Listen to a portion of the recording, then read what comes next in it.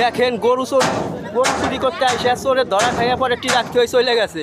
সেই ট্রাকে আগুন ধরাই দেওয়া হয়েছে, পাবলিকে আগুন ধরাই দিচ্ছে। এই যে কারণ গরু নিতে পারে নাই, ট্রাক রাস্তায় ছিল, রাস্তায় দিকে ফেলে দিয়ে আগুন ধরাই দেওয়া হয়েছে। দেখেন সেই ট্রাকে আগুন জ্বলতেছে।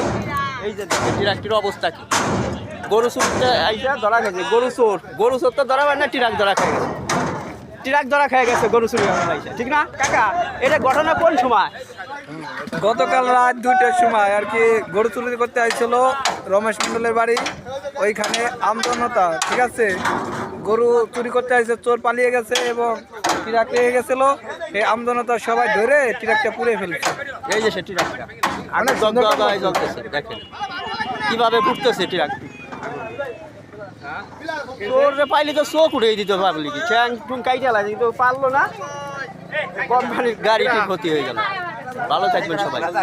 এটা ফরিদপুর জেলা সালতা থানা, আটগড় ইউনিয়ন শারুকদিয়া গ্রাম, রমেশ মন্ডলের বাড়ি। এই ঘটনা ঘটছে, তার পাশেই ওই যে তার বাড়ি। দুইটা গরু, একটা গরু ছাড়ছিল টিউবওয়েলের সাথে বাঁধতে, টিউবওয়েল ভেঙে চলে গেছে, এই কারণে গরু নিতে পারে নাই। পরে চোর পালিয়ে গেছে, আমজনতায় গাড়িটা পুড়িয়ে দিছে।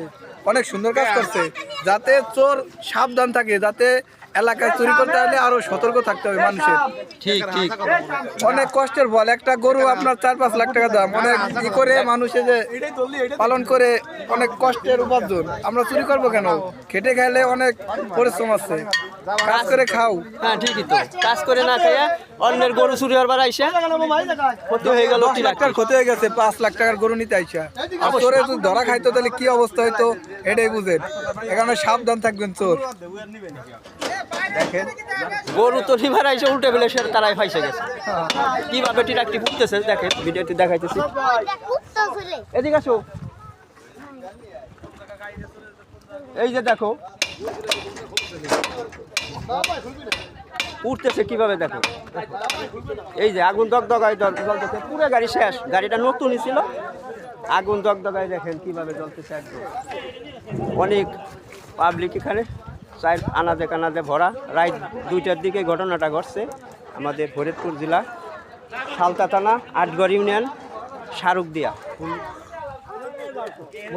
মইফুলদি গ্রাম। রমেশ মন্ডলের বাড়ি সামনে, তার বাড়িতেই গরুর এই ঘটনাটি নিয়ে একটা খুলে নিবার গেছিলো। পরে পাবলিকে দেখেন ওই রাস্তার পার থেকে গাড়িটি, মেন রাস্তা, ওই যে রাস্তা পাত্রে ধাক্কা দিয়ে সবাই মিলে ফেলাইয়া এনে আগুন ধরাই দিছে। যে গাড়িটি জ্বলতেছে কিভাবে দেখেন, দগদগ করে জ্বলতেছে গাড়িটি, দেখেন অসাধারণভাবে জ্বলতেছে। শিক্ষা হয়ে গেছে চোর।